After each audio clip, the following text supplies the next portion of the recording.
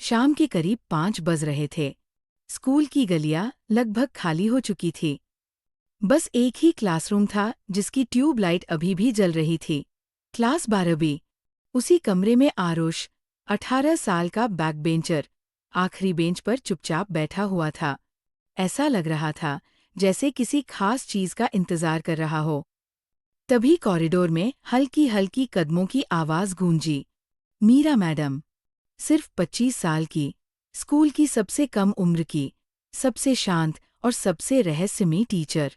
वह क्लास के दरवाजे पर खड़ी होकर आरुष को देखने लगी। आरुष ने ऊपर देखा और उसकी आंखों में वही गहरी, अजीब सी शांति थी, जैसे वो कोई बात कहकर नहीं, सिर्फ निगाहों से एहसास करवाने का आदी हो। मीरा ने हल्के से कहा, आरुष, तुम फिर रुक गए? स्कूल बंद हो चुका है। आरुष ने धीमे से, लगभग फुसफुसाहट में कहा, मैं नहीं रुकता मैडम, आप रोक लेती हो। ये सुनकर मीरा एक पल को बिल्कुल थमसी गई। ये लड़का बाकी सबसे अलग था। कम बोलता, कम दिखाता, पर उसकी आंखों में ऐसा कुछ था जिसे मीरा चाहते हुए भी नजरअंदाज नहीं कर पाती थी। वो धीरे धीरे क्लास के अंदर आई, खिड़की के पास जाकर रुक गई और कमरे में खामोशी छा गई। आरुष अपनी सीट से उठकर धीरे धीरे उनके पास आया। बस कुछ इंच दूर खड़ा हो गया। मीरा ने उसकी नज़दीकी महसूस की। एक सेकंड के लिए दिल की धड़कन तेज हुई, पर वजह समझ नहीं आई। आरुष ने बहुत धीमी आवाज में कहा, मैडम, आप आज थकी हुई लग रही हो। मीरा ने उसकी तरफ देखते हुए कहा, और तुम? हमेशा की तरह अजीब। आरुष हल्का सा मुस्कुराया, जैसे ये बात सुनना उसे पसंद हो। मीरा ने पूछा, तुम्हारी दिक्कत क्या है, आरुष? वह बिना पलक झपकाए बोला, आप। मीरा के दिल में जैसे बिजली सी दौड़ गई। वो तुरंत नजरें हटाकर बैठ गईं। वो टीचर थीं, वो स्टूडेंट।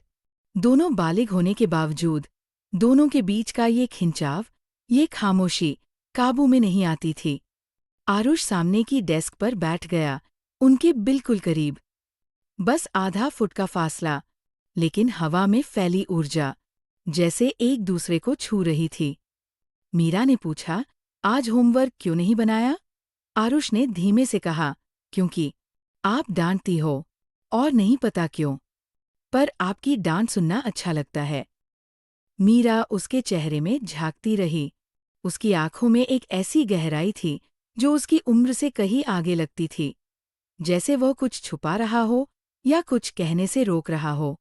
कुछ सेकंड बाद आरुष ने सिर थोड़ा आगे कर कहा, मैडम, क्या आपको कभी लगता है कि मैं आपको बहुत ज्यादा देखता हूँ? मीरा ने तुरंत कहा, आरुष, ये बातें नहीं कहनी चाहिए। वो बिना हिले बोला, पर सोचना बंद नहीं कर सकता। मीरा एक पल को बिल्कुल चुप हो गई, दिल भारी, सांसें धीमी। बाहर हवा तेज होने लगी थी। अंधेरा गिर चुका था। कमरे में बस ट्यूबलाइट की सफेद रोशनी और दोनों के बीच खतरनाक सा खिंचाव था। मीरा ने धीरे से कहा, ये सब गलत लग सकता है। आरुष ने तुरंत जवाब दिया, गलत और चाहत दोनों अलग होते हैं। मीरा उसकी आंखों में वो इंटेंसिटी साफ देख सकती थी। ये 18 साल का लड़का नहीं लगता था, जैसे वो उसकी हर धड़कन पढ़ रहा हो और वो खुद से लड़ रही हो। तभी स्कूल की पुरानी गली से ठप ठप की आवाज आई, जैसे कोई चल रहा हो। मीरा झट से खड़ी हुई। आरुष, अगर कोई आ गया तो?